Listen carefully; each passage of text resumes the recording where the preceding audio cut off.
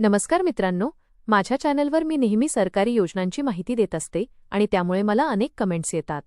सध्या सर्वात जास्त विचारला जाणारा प्रश्न हा आहे, आपण अटल पेन्शन योजना किंवा योगी मानधन योजनेत पैसे गुंतवावेत का? कारण यात 60 वर्षांच्या वयानंतर दरमहा 1000 ते 3000 रुपये पेन्शन मिळणार आहे. मित्रांनो, आजच्या या व्हिडिओमध्ये मी या सरकारी पेन्शन योजनांचा रिॲलिटी चेक करणार आहे.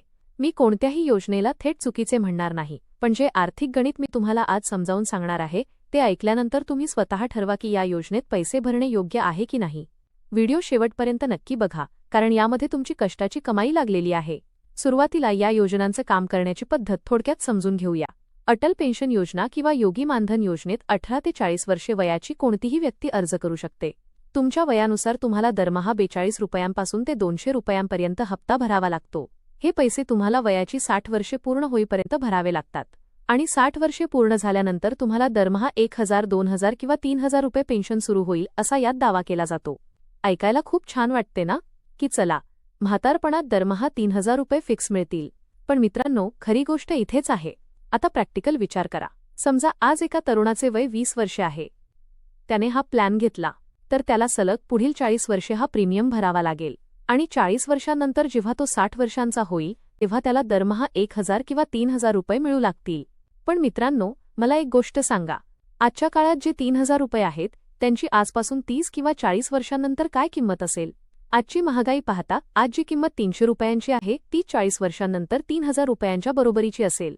ज्यावेळी पाण्याची बाटली 100 रुपयांना आणि तांदूळ 200 रुपये किलोने मिळेल, त्यावेळी तुम्हाला मिळणाऱ्या 1000 किंवा 3000 रुपयांच्या पेन्शनमध्ये तुमच्या घरचा गॅसही भरला जाईल का? हा एक खूप मोठा आणि विचित्र विनोद वाटतो. दुसरी आणि सर्वात महत्त्वाची गोष्ट, सध्या आपल्या देशात दारिद्र्य रेषेखालील बीपीएल लोकांसाठी तसेच ज्येष्ठ नागरिक, विधवा आणि दिव्यांगांसाठी सरकारी पेन्शन योजना मोफत चालवल्या जातात. महाराष्ट्रात संजय गांधी निराधार योजनेअंतर्गत 1500 रुपये मिळतात. दिल्लीत ही पेन्शन 2500 रुपये आहे आणि हरियाणामध्ये 3000 रुपये आहे. या ज्येष्ठ नागरिकांनी आधी कोणताही प्रीमियम किंवा हप्ता भरलेला नाही तरीही त्यांना सरकारकडून मोफत पेन्शन मिळत आहे. आता विचार करा, जर आज मोफत पेन्शन 1500 ते 3000 रुपये आहे तर आजपासून 40 वर्षांनंतर ही मोफत पेन्शन 12000 ते 15000 रुपयांच्या आसपास असू शकते. पण ज्या व्यक्तीने स्वतःच्या खिशातून 40 वर्षे पैसे भरले आहेत त्याला किती मिळतील? फक्त 1000 ते 3000 रुपये. हे कसले गणित आहे? आणि मित्रांनो, सर्वात मोठा नियम लक्षात ठेवा, कोणतीही व्यक्ती एकाच वेळी 2 पेन्शनचा लाभ घेऊ शकत नाही. जर तुम्ही अटल पेन्शन योजनेतून 3000 रुपये घेत असाल तर तुम्हाला सरकारची भविष्यात मिळणारी 15000 रुपयांची मोफत पेन्शन मिळणार नाही. म्हणजेच इथेही तुमचेच नुकसान आहे. मला यावर प्रश्न उपस्थित करायचा नाही, पण हे सत्य आहे की आपल्या देशात जर एखादा आमदार किंवा खासदार एकदाही निवडून आला आणि पुढच्याच वेळी हरला किंवा सरकार पडले तरीही त्याला जन्मभर हजारो रुपयांची पेन्शन मिळते, जी महागाईनुसार सतत वाढत राहते. आजही हरलेल्या आमदारांची पेन्शन 30,000 ते 50,000 रुपयांच्या दरम्यान आहे, जी 20 वर्षांनंतर लाखांमध्ये असू शकते. पण एक सामान्य माणूस जो टॅक्स भरतो, जो स्वतःच्या खिशातून 40 वर्षे पैसे भरतो, त्याला म्हातारपणात फक्त 1000 ते 3000 रुपये. हा खरोखरच जनतेसोबत विनोद नाही का? आता तुम्हाला वाटत असेल की मग आपण पैसे कुठे गुंतवायला हवेत. मी तुम्हाला एक सोपा पर्याय देते. तुम्ही अटल पेन्शनमध्ये जे पैसे टाकणार आहात तेच 500 किंवा 1000 रुपये दरमहा एखाद्या चांगल्या म्युच्युअल फंडमध्ये SIPच्या माध्यमातून गुंतवा. एक सोपे गणित समजून घ्या.